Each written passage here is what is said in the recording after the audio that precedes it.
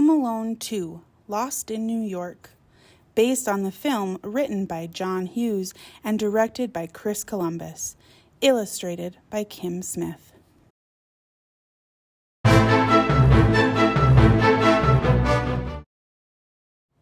"'Twas 3 nights before Christmas, and the McAllister family was getting ready for their vacation to Florida.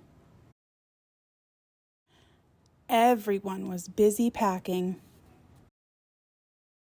Everyone except for Kevin, who didn't want to go. "Why do we have to go to Florida for Christmas?" Kevin asked. "They have palm trees instead of Christmas trees there. I wish I could go on my own vacation, alone," Kevin shouted. "I'd have the best time of my life." But nobody listened. They went to the airport the next day. It was crowded and noisy. Kevin needed to blow his nose, so he borrowed his dad's bag and stopped to look for a tissue. His family rushed on ahead. "Wait up!" Kevin yelled, and ran after them. He thought he could see his dad's coat in the crowd. He finally caught up to his dad and boarded the plane at the very last minute. When the plane finally landed, Kevin looked out the window. He saw very tall buildings and lots of snow. It didn't look like Florida at all.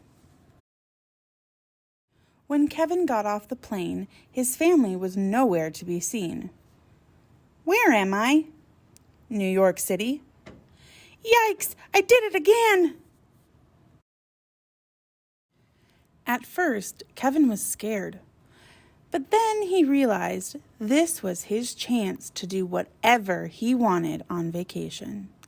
He discovered that New York City was a magical place to celebrate Christmas. He rode around in a yellow cab. He saw the Statue of Liberty. He went to the top of the tallest building, and he walked through Central Park. There was a wallet in his dad's bag, so Kevin checked into the fanciest hotel in the city. There was no one to tell him what to do, so Kevin watched lots of TV and ate lots of food from room service. The next day was Christmas Eve. Kevin took a limousine to the biggest toy store in New York. Duncan's Toy Chest. He met the store's owner, Mr. Duncan, who told Kevin that all of the money the store earned on Christmas Eve would be donated to a children's hospital. Kevin gave him his whole allowance. He thought the kids in the hospital needed it more than he did. To thank Kevin, Mr. Duncan gave him a pair of special ornaments. "Turtle doves are a symbol of friendship. One dove you should keep, and the other you should give to a true friend." Kevin left the store and looked at his map for directions. He wanted to visit the biggest Christmas tree in the city. Then someone tapped him on the shoulder. Kevin turned around and screamed. It was Harry and Marv, the burglars who tried to rob his house last Christmas Eve when he was home alone. "Tonight, we're going to rob that toy store. And this time, we're not going to let you stop us." Kevin ran away as fast as he could. He ran all the way across Central Park. He ran so fast that he tripped and his foot got caught between 2 rocks. A woman approached. She was covered in birds. Kevin was scared at first, but then she pulled his foot free of the rocks. The bird lady told Kevin that she lived in the park and that the pigeons were her only friends. She was spending Christmas without her family, just like Kevin. Kevin thanked her for helping him and promised that he would come back to visit her. But first, Kevin had to stop the burglars from robbing the toy store. At an abandoned house nearby, he made a plan. Operation Ho Ho Ho.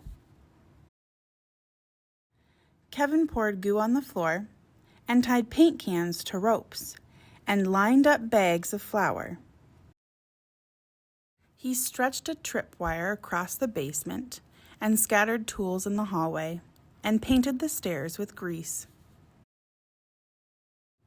Kevin went back to the toy store. Harry and Marv were already there, stuffing money into a bag. "Hey, follow me, or I'll call the cops!" The burglars chased Kevin to the abandoned house. Then they stumbled into all of Kevin's traps. Yuck! Yow! Wah! Whoa! Marv and Harry tripped on the tools in the hallway and slipped down the stairs that were painted with grease. But as Kevin snuck away, the burglars spotted him. They chased after him and dragged him back to Central Park. Suddenly, the bird lady appeared and threw birdseed all over Harry and Marv, who were covered in goo. "Run, Kevin!" The pigeons swarmed Harry and Marv and pecked at them until the police arrived. It was almost midnight, which meant that it was almost Christmas. Kevin went to look at the biggest Christmas tree in New York City. He missed his family. It turned out that going on vacation alone wasn't much fun after all. And then he heard a familiar voice. "Kevin?" Kevin turned around, and there was his mom. She knew Kevin better than anyone, so she remembered how much he loved Christmas trees. She knew exactly where to find him. Kevin's whole family was waiting back at the hotel. "I missed you all so much," Kevin said. On Christmas morning, a giant pile of presents sat under the tree. They were all from Mr. Duncan, who left a note thanking Kevin for saving his toy store. But as his brothers and sisters opened their gifts, Kevin quietly slipped away. There was someone he wanted to see. Kevin hadn't forgotten the bird lady who helped him so much. He gave her the other turtle dove ornament, which meant they would be friends forever. Merry Christmas, Kevin. Merry Christmas. All was peaceful until his dad yelled so loudly that Kevin could hear him from the park. "Kevin, you spent $967 on room service?"